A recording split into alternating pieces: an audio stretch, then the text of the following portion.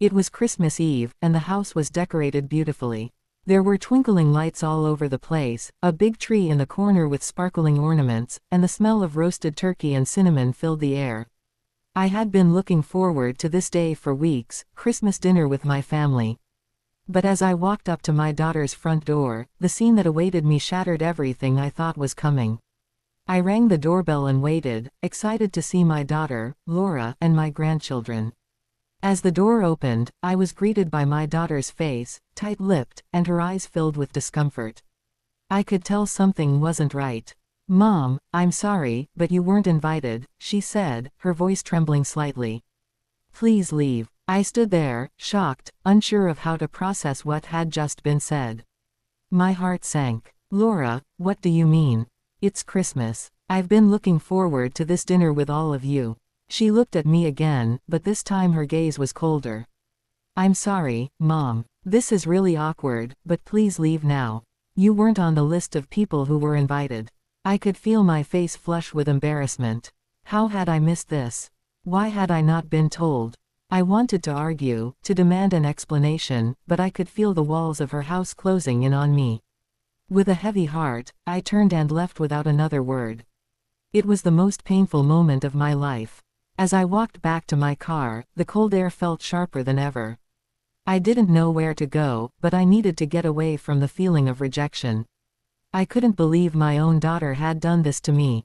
After all the years of caring for her, the memories of me holding her when she was little, making her favorite meals, and attending every Christmas with joy, it felt like it all meant nothing. 5 hours passed, and I sat in my car, the silence of Christmas night surrounding me. The time was ticking by, and my anger turned into sorrow. Was this really happening? How could my own daughter treat me this way? Just then, I received a call from Laura. My heart skipped a beat. What did she want now? Was she calling to apologize? "Mom, are you okay?" she asked, her voice softer now. "I didn't mean for it to go down like this. I just didn't think." I paused, unsure of what to say. Her voice had lost its earlier coldness, but it wasn't enough to erase the sting of what had happened. "Why did you do that to me, Laura? Why?" I asked, trying to hold back tears. She didn't answer right away. There was a long silence, and I knew she was thinking about how to explain herself. But she wasn't ready to admit what had happened, and I wasn't sure if I could bear to hear it. Just then, the phone call ended abruptly. Was she going to leave me hanging like this? Would she come to her senses? Or would this be the Christmas that would break everything between us? I sat there, staring at the phone in my hand. The call had ended so suddenly, and the silence around me felt like a heavy blanket pressing down on my chest. I wanted to cry, but my tears felt stuck somewhere deep inside me, unwilling to come out. The hurt was unbearable. How could this have happened? How had I become the person who was excluded from Christmas, the one left standing alone outside? 5 hours ago, the house had been filled with warmth, joy, and the sounds of my family. Now, it felt like I was stranded on an island of sadness. I couldn't understand what had changed. Was it something I had done? Was there something wrong with me? The more I thought about it, the angrier I became. My mind wandered back to all the sacrifices I had made for Laura, raising her, supporting her dreams, and always being there when she needed me. Had I really done something to deserve being shut out like this? I knew I needed to talk to her again, but what could I say? How could I make her understand how deeply she had hurt me? As I drove home, I kept replaying the conversation in my head. There were no answers, just more questions that led to more frustration. When I got home, I sat down on my couch and stared at the Christmas tree I had decorated weeks ago.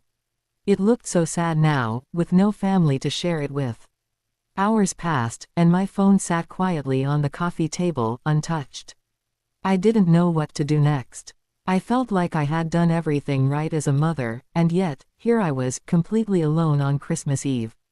Just then, the phone buzzed, and I quickly grabbed it, hoping it was Laura calling back.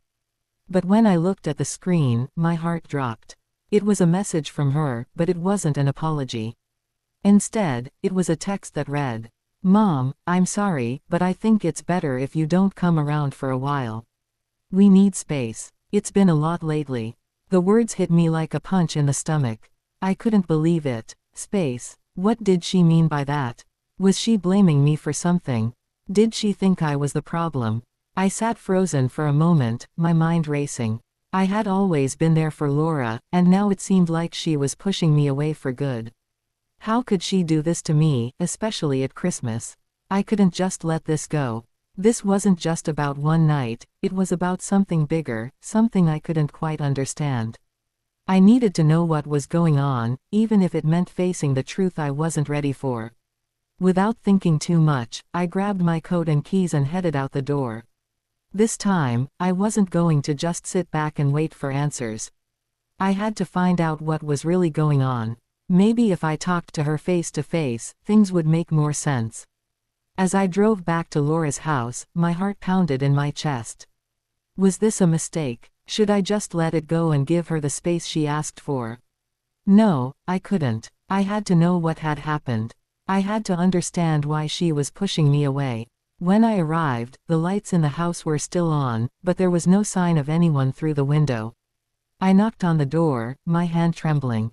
I wasn't sure what to expect, but I knew that this conversation would change everything. After a long moment, the door slowly creaked open. It was Laura, but she didn't look happy to see me. Her eyes were tired, and there was a hint of something else, regret, maybe, or guilt. "Mom, what are you doing here?" she asked, her voice barely above a whisper. "I need to talk to you," I said, my voice shaking. "I need to understand why you did what you did. Why did you tell me to leave? Why are you pushing me away?" Laura looked down, her hands nervously twisting together. She seemed torn, but after a few seconds of silence, she stepped aside and motioned for me to come in.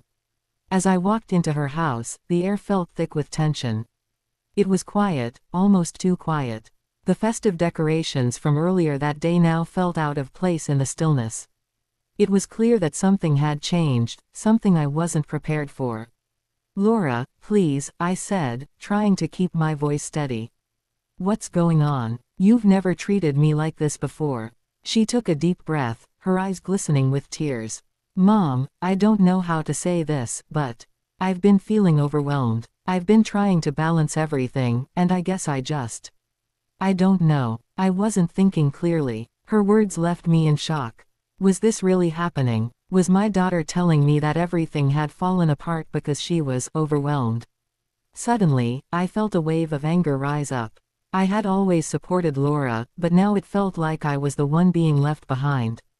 I opened my mouth to respond, but before I could say anything, the doorbell rang, interrupting the moment. Laura's face paled as she looked toward the door. I followed her gaze, and for a brief second, I thought maybe things were about to take a turn for the better. But when she opened the door, what I saw next made my heart stop. Standing in front of the door was someone I didn't expect to see, someone who would change everything. As Laura opened the door, I could feel my breath catch in my throat. The last person I expected to see standing there was none other than Mark, Laura's husband. He had been away on a business trip for the past week, and I hadn't heard anything from him. So why was he here now, just as Laura and I were in the middle of an uncomfortable conversation? Mark looked at me, his face a mixture of surprise and hesitation. "Mom, what are you doing here?" His voice sounded a little strained, as if he had no idea what was going on. Laura quickly stepped forward, her hands raised in a defensive gesture. "Mark, we need to talk." "Not now," she said, almost pleading with him. But it was too late. He had already stepped inside, and his presence was only adding to the tension in the room. I felt my heart race again, but this time, it wasn't just because of the conversation with Laura. It was because I was starting to realize that this situation was far more complicated than I had imagined. Something was off, and I couldn't quite put my finger on it. Mark looked from Laura to me, his eyes narrowing slightly. "Laura, what's going on? Why is Mom here? What did you tell her?" I looked at my daughter, waiting for her to answer. She hesitated, her gaze dropping to the floor as if she didn't want to admit what had happened. Then, as if she couldn't take the pressure anymore, she spoke. "I told Mom she wasn't invited," Laura said quietly, her voice shaky. "I didn't know how to tell her that we needed space. I just couldn't handle everything. It's been too much lately, and I thought it would be better if she wasn't here. Mark's expression softened for a moment, but then he looked at me with a mix of pity and frustration. But this isn't the time or place, Laura. Mom doesn't deserve to be treated like this, especially not during Christmas. There was a long silence. I wanted to say something, but the words wouldn't come. How could I respond to that? I wasn't sure if I was angry or heartbroken. Was this my fault? Had I done something to push them away? It was all too much to comprehend. Laura bit her lip, trying to hold back tears.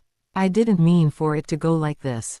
I felt overwhelmed. I couldn't keep up with everything, and I thought it would be better if Mom wasn't here so we could have some peace. Mark sighed deeply, rubbing his temples as if the weight of everything was crashing down on him too. Laura, we need to talk about this. But not like this. Not now. Let's sit down and figure this out together. It was clear that something had shifted in Laura's marriage as well. Her strained relationship with me seemed to be part of a bigger picture. I could sense that there were more problems beneath the surface, problems I wasn't aware of and problems they hadn't been open about. I felt like an outsider in my own family. My daughter and son-in-law were speaking in hushed voices, their faces tense, as if they were discussing something far beyond me. And I wasn't sure if I wanted to be part of it anymore. Suddenly, I realized I didn't belong here. Not like this. Not when everything felt so fragile. The warmth of the Christmas season had been replaced with cold, hard reality. I was witnessing the cracks in my daughter's life that I had been too blind to see before. I'm sorry for coming here, Laura, I said, my voice barely above a whisper. I didn't mean to intrude. I just wanted to be with my family. Laura looked at me, tears welling up in her eyes. Mom, I'm so sorry. I didn't want to hurt you. But everything is just too much right now. Before I could say anything else, I turned and walked toward the door. The feeling of rejection was too much to bear. I couldn't stay there, not when everything felt so broken. Mark called out to me as I reached for the door. Wait, Mom. His voice stopped me in my tracks. We'll figure this out. Please, don't leave. We need to talk. I paused, my hand resting on the doorknob. Was I really going to leave? Was it time to just walk away and let them sort everything out? Or did I need to stay and try to fix what was breaking? But before I could turn around, a loud knock on the door startled me. It was quick and insistent, like someone was urgently trying to get in. My heart skipped a beat. Who could it be at this hour? Was it someone else who had come to add to the chaos? Mark opened the door cautiously, his face filled with confusion. Who is it? He asked. When the door swung open, I couldn't believe my eyes. Standing in front of us was someone I hadn't seen in years, the last person I expected to see on Christmas Eve. Someone who would only add fuel to the fire. I stood frozen in place as the door swung open to reveal a familiar face, a face that I never thought I would see again, especially not on Christmas Eve. Standing there, looking just as I remembered, was my ex-husband, Richard. Richard and I had divorced years ago, after a long and painful marriage filled with arguments, misunderstandings, and hurt. We had tried to remain friends for the sake of our children, but over time, even that connection faded. Seeing him now, standing at my daughter's door, was like opening a door to the past I wasn't ready to face. What are you doing here? I heard Laura ask, her voice tight, the shock clear in her tone. Richard didn't seem to notice the tension in the air. He looked past Laura and directly at me.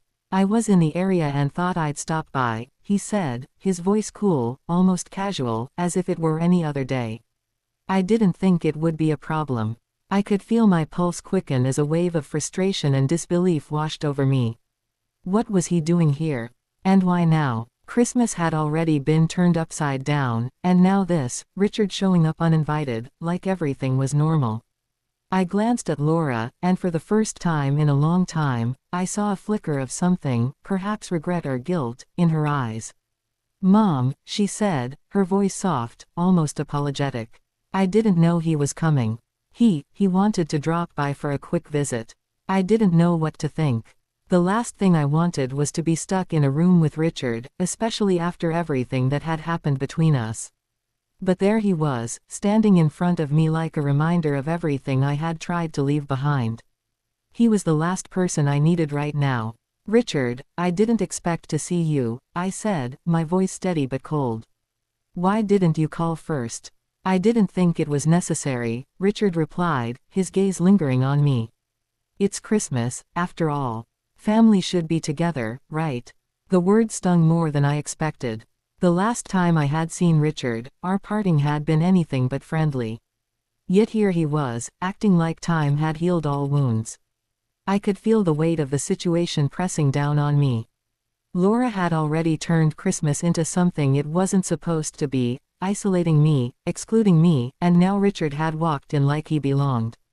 It felt like I was being erased from my own family, and all the love I had once known seemed to be slipping through my fingers.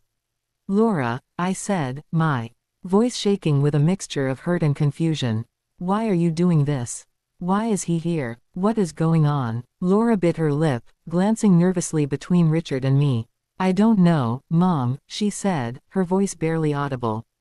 I don't know anymore." Mark, who had been standing silently in the background, spoke up, trying to break the tension. "Look, maybe this isn't the time for all of this. We should sit down and talk. There's a lot we need to figure out." But I wasn't ready to sit down and discuss anything, not yet. The flood of emotions inside me was overwhelming. I wasn't sure what I was angrier at, the situation, Laura's coldness, or Richard's sudden appearance. I turned to leave again, but Richard stepped forward. "Hey, wait," he said, his voice softer now. "I didn't mean to cause trouble. I just thought maybe we could all be civil for once. For the sake of the kids. For the sake of the kids," I repeated, my anger rising again. "You don't get to talk about the kids like you still have a right to. You left us. You made your choice years ago." Richard's face darkened slightly, but before he could respond, Laura interrupted. "Mom, please, not now," she pleaded, stepping between us. "Let's just take a breath. We'll talk about this later, okay?" I was done with waiting. I couldn't take it anymore. My heart was aching, my mind was spinning, and I felt like I was suffocating in my own family's chaos. I turned and walked toward the door, unable to stay another minute in this strange, uncomfortable moment. But just as I reached for the doorknob, the sound of my phone buzzing in my pocket stopped me. I pulled it out quickly, hoping it was someone else, someone who would offer me some clarity, some sense of peace. When I looked at the screen, it wasn't what I expected. The message was from my son, Adam. He had been working overseas and hadn't been able to make it home for Christmas this year. His message simply read, "Mom, I know things have been tough. I'm thinking of you tonight. You deserve better than this." The words hit me like a lifeline. In the middle of all the pain, Adam's message reminded me that I wasn't entirely alone. There was someone who still cared, someone who understood. For a brief moment, I felt a spark of hope. But just as I was about to reply, the door behind me slammed shut, and I turned around to see Richard, Mark, and Laura all standing there, staring at me as if they were waiting for me to make the next move. This wasn't over. The fight for my family's love and respect wasn't over. But I didn't know if I could keep fighting. The hurt, the confusion, and the fear were too much. What was I supposed to do next? As I stood there, unsure of my next move, the doorbell rang again, louder this time. It was relentless. Someone else was at the door, and I had a sinking feeling that this wasn't going to be the person I was hoping for. I stood there frozen, my mind racing, my heart pounding. The doorbell rang again, louder this time, as if urging me to answer. I felt a chill run through me, a sense of dread settling in the pit of my stomach. Who could possibly be at the door now? The thought of more people walking in, more tension, more hurt, was too much to bear. Richard, Laura, and Mark all turned toward the door, their faces confused, almost as if they, too, were wondering who could be coming. I took a deep breath and walked toward the door, my legs shaking with every step. I wasn't sure if I was ready to face whoever was on the other side. But there was no escaping it. I opened the door, and there, standing before me, was my granddaughter, Emma. She was holding a small gift wrapped in shiny paper and wearing a huge smile on her face, unaware of the storm that had been brewing inside. The house. Grandma, Emma exclaimed, her eyes bright with excitement. I brought you this for Christmas. For a moment, the world seemed to stop. Emma's innocent smile, the pure joy in her voice, it cut through the tension like a knife. All the hurt, the anger, and the confusion seemed to melt away as I looked down at her, and I felt the weight in my chest lighten just a little. I knelt down to hug her, my arms trembling. Oh, Emma, thank you, I whispered. But why are you here? Why didn't anyone tell me you were coming? Emma looked up at me, her expression changing to one of concern. I wanted to be with you, Grandma, she said softly. You're my favorite. I didn't want you to be alone. The simplicity of her words shattered the wall of emotions I had been holding inside. Here I was, on Christmas Eve, in the midst of a broken family, and my granddaughter, so innocent, so full of love, had somehow found her way to me. She was the one bright spot in a sea of darkness. I stood up and looked at the others in the room. Richard was staring at me with a mixture of surprise and something else, perhaps guilt. Laura's eyes were wide, her face pale as if she hadn't expected Emma to show up either. Mark didn't know what to say. Mom, Laura began, her voice low and shaky. I didn't know Emma was coming. I didn't plan this. I didn't know how to fix things with you. I was scared. I could hear the sincerity in her voice, but the damage had already been done. All the hurt, all the pain, it couldn't be erased just by a few words. But Emma's presence had done something for me that no one else could, it had given me a reason to keep going. You don't have to fix everything, Laura, I said softly, looking at her. I just want to feel like I matter. Like I'm still part of this family. Tears filled Laura's eyes as she stepped forward. Mom, I'm so sorry. I never meant to hurt you. I've been so lost in my own world that I didn't even see what I was doing to you. I thought I could manage it all, but I was wrong. I didn't want to lose you. I felt a lump form in my throat as I looked at her. There was so much hurt, so much healing that needed to be done.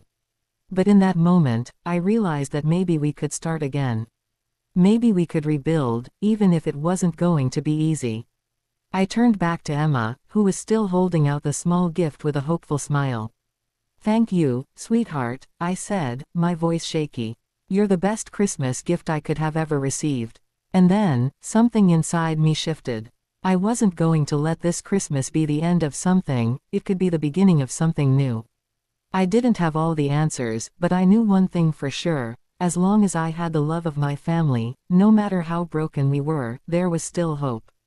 As the clock ticked closer to midnight, we all sat down together, in the dim light of the Christmas tree. It wasn't perfect. There was still tension, still a lot of hurt to work through, but for the first time in hours, I felt a glimmer of peace. And in that quiet, we began to heal. It wouldn't be quick. It wouldn't be easy. But at least now, we were finally facing it together. Emma's laughter filled the room as she began to unwrap her gift, and for a moment, it felt like Christmas again. No, this Christmas wasn't perfect. But perhaps, just perhaps, it was the start of something better. And for the first time in a long time, I truly believed that we could find our way back to each other.